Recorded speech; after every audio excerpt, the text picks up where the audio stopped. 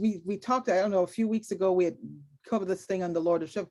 Like when you think you're lacking, you're not really lacking, because sometimes you're just looking at your circumstances and thinking, man, I don't have, like my health is not what it should be. The money is kind of strange.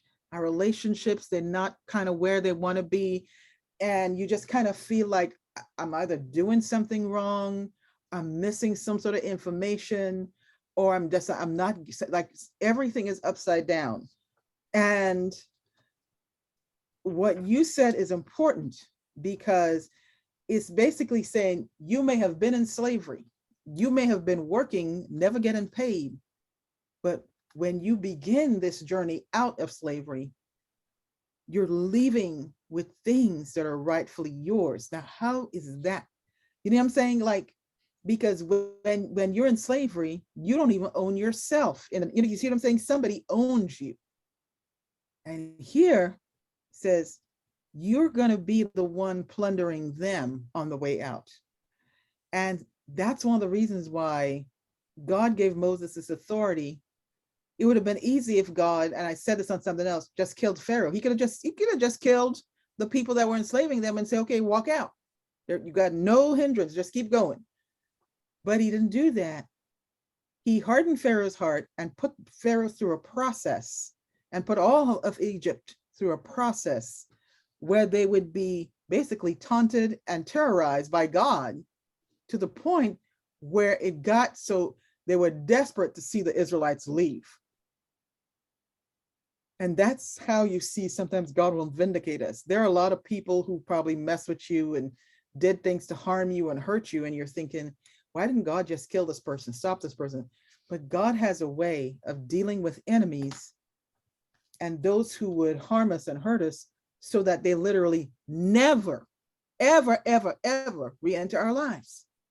But here's what I'm going to say about this. God says, at first he says, what?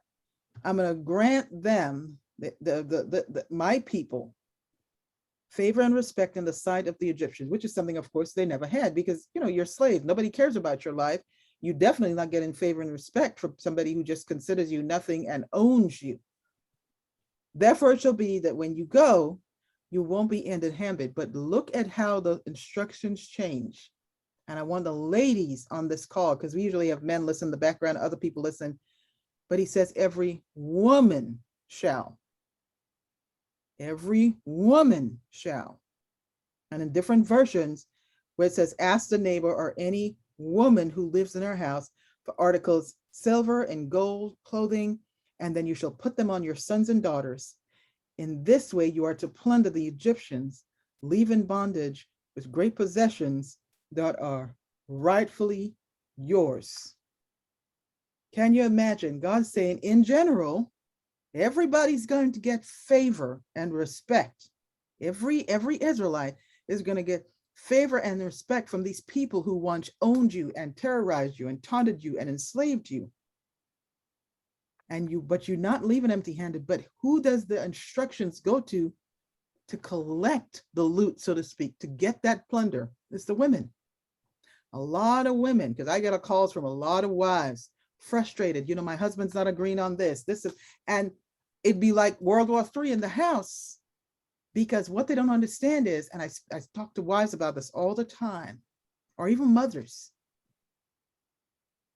you don't have to fight with your spouse. You don't have to fight with your children, because maybe they don't see things their way or your way yet, or they don't, because many times God is speaking to you to do something. He's telling you to follow an instruction.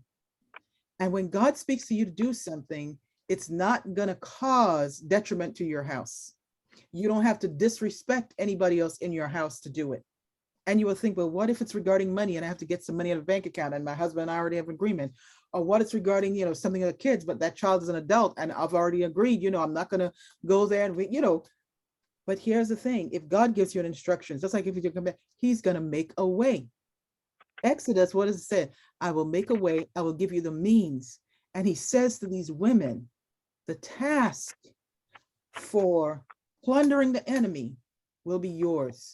Typically, that's a man's job, because usually in scripture, all through the Old and New Testament, With David's men, with usually it's the soldiers that did the plundering, and they usually were at war, and they would go back once they kill the enemy. If it was such a battle where God says, I want you to take the loot, because sometimes God will say, leave everything, kill them, but don't touch anything they have. And then there are times when he says, when you get there, kill everybody and take everything. I want you to take the spoils. So even then, but it would be men that had that task.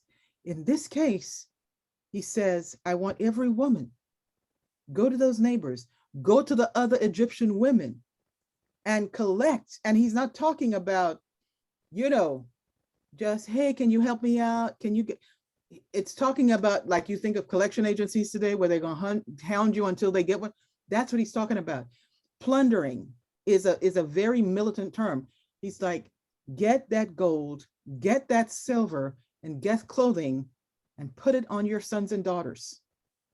He made that the women's responsibility. The most important thing on the way out was the women's responsibility. A lot of you ladies, you've gone through a lot this year, and you have instructions from God. You have a call in your life. There are certain things that he's told you to do.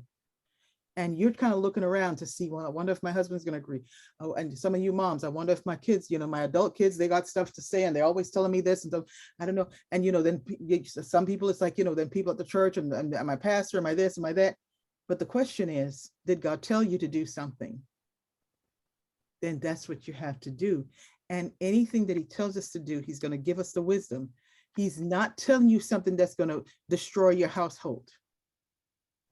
Anything, any instruction God gives you, even when you think, as Moses didn't even think he was qualified. Moses was the first one to say, hello, I'm old, I'm this, I'm that, I'm that. There's got to be somebody else. But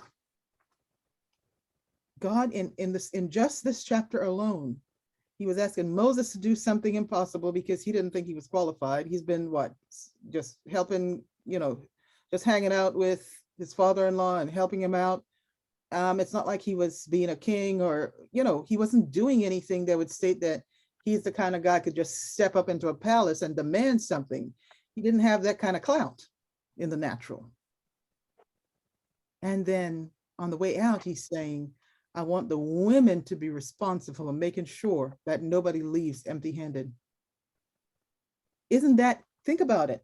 For all the things that we hear today about women and men and the imbalance on the scales, even in something like this, you see God saying, I'm giving the women charge of getting the plunder, of collecting the gold, collecting the silver, and collecting the clothing. And mind you, clothing back then, you were talking about real good, you're not talking you're talking about those things that were made of good material, the high-end stuff. Because, they hand sewn. Even today, you go to Egypt, you see all these different, so it wasn't cheap stuff. And why was he? So he wanted them to have those possessions, the gold, silver, stuff that just won't, even today, most Jewish people, they have certain, whether it's diamonds, gold, silver, because if they ever go through something, like example, the Holocaust, you can't pick up your house and go, but you can pick up diamonds and go, you can pick up jewels and go.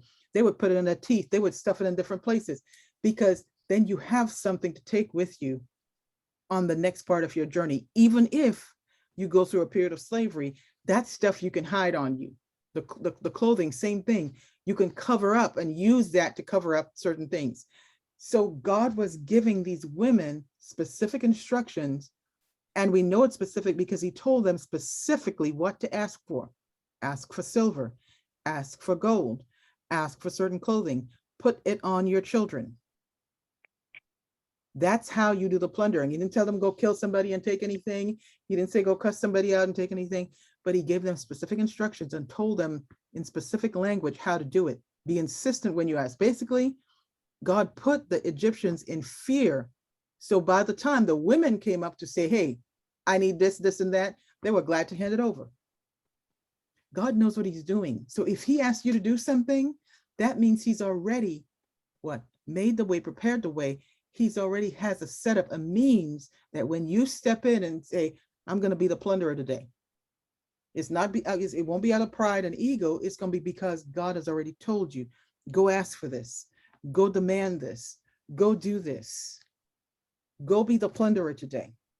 And you don't have to worry about when you take that action that, your husband, your kids, your this, your dog, your cat, they're going to be upset and you're going to lose your house, lose your marriage, lose your family. No, that's the kind of trick Satan pulled. When God gives us instructions, it's for our good. He knows what we need. And so that conviction, what is that conviction before we pray? That's the last thing tonight that you're going to hold the next 9 weeks, whatever it is. You can text me or you can post it in the chat because I will come in agreement. I'm still trying to figure out what's that conviction I want to hold for the next 8 weeks. What is that conviction I want to hold? That no matter what happens, I trust God because that conviction is based on his word. Because here's the thing, I can acknowledge God all I want. I can acknowledge that he's Nisi. I can acknowledge that he's Rapha. I can acknowledge that he's the great I am. I could sing every song. I can declare all of those promises that he made just in Exodus 3 alone as to what he will be to them. I can acknowledge him in every way.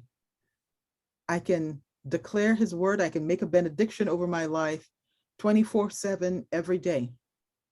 But none of that is going to actually work unless I stand on a conviction. I have, because it tells us that about Abraham, that when all hope was lost, he was absolutely persuaded. He hoped beyond hope that God's promises would prevail. And it tells us he was out of hope he was with no hope and had to hope beyond not having any hope. That's a conviction. That's a conviction when there's nothing, not one drop of evidence in the natural saying something's going to happen, and you still hold on to that hope. That is a real example of saying, God, I'm holding on to this conviction in your word. That's what Abraham was doing. He was saying, yep, I'm 90, whatever, 99, got no kids, no evidence of kids. My wife is barren, but God said I'm going to have generations. And it says when he had lost all hope, he still hoped. Some of us have been in those positions where you're literally thinking to yourself, whatever this thing is that you're facing or the thing that you lost, there's no comeback from that. And you still had to get up the next day or go to bed the next night crying or whatever it is, but still hoping. Somewhere in you, there's this hope. There's this faith that's still there. And for some people, it's the ability to love. Some people have been so unloved, mistreated in your marriage, mistreated in your church, mistreated sometimes by your kids, mistreated in general. There are groups of people in this nation that's mistreated all the time. We're seeing it in the media now with this whole Kanye, the Jews, and how many times are going to go around this mountain? And then you still have to get up and do what Jesus says, love, pray, bless. That is not easy. You try praying for an enemy, somebody that you know don't like you. Have you ever done that? I've done that over the years. Bless those who mistreat. Because you have to put it into practice. It's kind of like when I talked in the beginning about acknowledging God. And I acknowledge him and said, but I had to put the principle. I knew the principles of Sabbath. Most of us, we know but I said, okay, God, I need to start practicing, staying in your presence, being in your presence, listening to you so I can get some understanding on some things and obey you. So it was the practice. Most of us, we've heard Jesus say it 20,000 times. Bless those who curse you. Pray for those who despitefully use you. You know what I'm saying? And that's hard to do. But if we don't start practicing it, and when he says, forgive when you pray, that's something sometimes I forget to do. I'm like, oh Lord, who do I need to forgive today before I start, praying? And that's one of the things Sabbath kind of start putting back in my brain. Don't just come here, start praying. You got to forgive. Sometimes we hold on to stuff and we don't forgot how mad we are.